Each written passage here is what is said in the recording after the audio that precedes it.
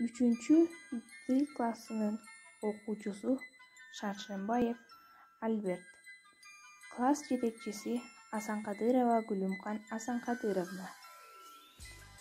Силер билесиңерби достор, 23 апрель бүткүл дүйнөлүк китеп күнү болуп эсептелинет. Менин оюмча, баарыбыздын эле эң биринчи таанышкан китебибиз бул Алипе. Китеп жөнүндө азыр ырды Альберт силерге айтып берсин. Китеп. Пайдасы жок окуганга, угарга. Мен бир китеп ичи толо чыгарма. Барактары өңдөн кетип калгансый, кара сыя басып кеткен чыгарда. Турша сыртым көп ойлорго тереңдей.